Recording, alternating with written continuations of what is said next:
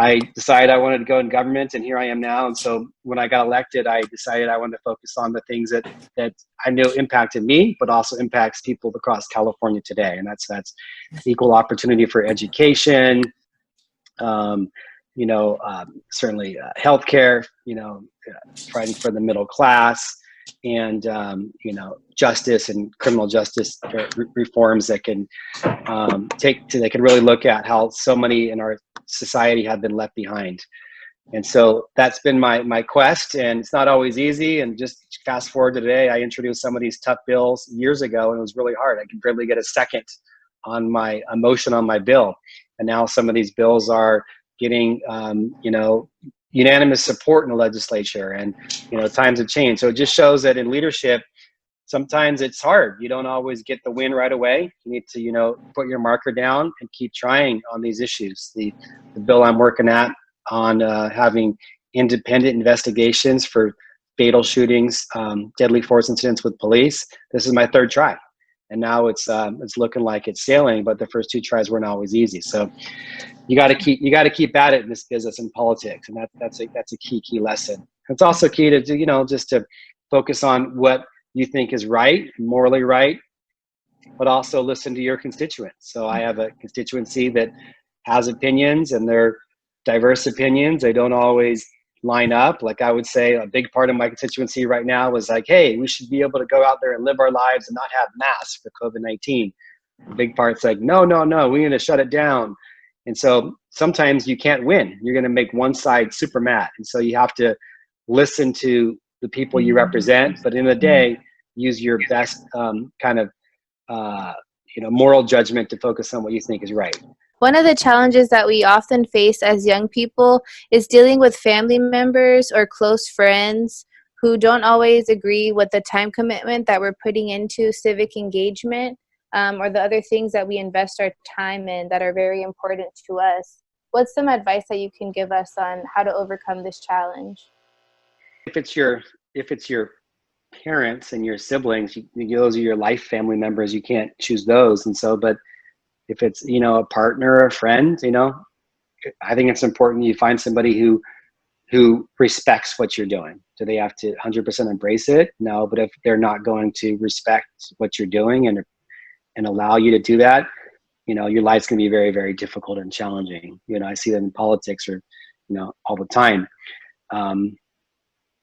And I think that you have to, whether you're a teacher or a doctor or a law enforcement officer, a pilot, you're going to sometimes be working long hours or overtime. I think it's no different. So this is a job, a quest. It's part of your community. Sometimes it's hard too, because a lot of you may not have a title like me. You may not be a council member, a senator, a assembly member, a congress member. You're just a citizen, not just, but you're a teacher, a social worker, what have you. You do this as your passion. And I think that's critically important too, because if you look at people who've changed the world in our lifetime, you talked earlier about Dr. King and Rosa Parks and Dolores Huerta, people like that.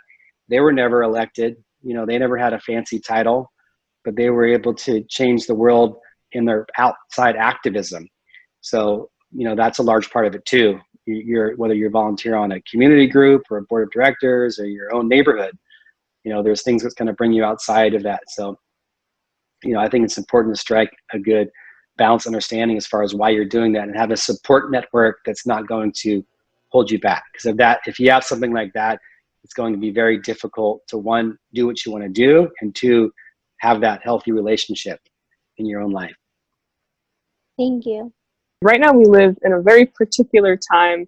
2020 is already a kind of a confluence of different events and different factors that are kind of driving us apart. And one way that the center and that the institute are trying to keep us together in these times is we've had 55 of these leadership seminars over the course of the pandemic, along with a plates project, a cultural exchange project, where we basically give each other these recipes from our cultures or from our families, and then we make them and we document as we make them in the process so that we can share bits of our culture with each other and feel that interconnectedness that we all share. Do you have any advice for us on how to stay connected right now and how to stay close, even with family members that we're isolated with it can be hard to stay close to those family members. So how can we make sure we're considering everyone right now? Yeah, I think it's so overwhelming right now, and you see so much we want to change in society, whether it's, systemic racial oppression and inequality we're seeing, or just, we're seeing with COVID-19, the healthcare disparities are based upon where you live. You're in a certain zip code, you're a certain, community of color, the deck is stacked against you so many times. So I think it's very frustrating, especially for young people who just don't understand, like, why can't we do this? So, it's like the old saying, you can't eat an elephant right in one sitting. A lion eats an elephant one bite at a time.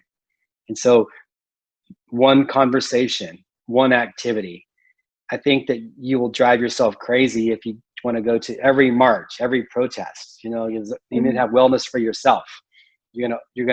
Someone talked earlier about the short run and the long run. This for the short gain, you could go to every protest and march for the next 90 days, and then for the next 19 years you're just checked out.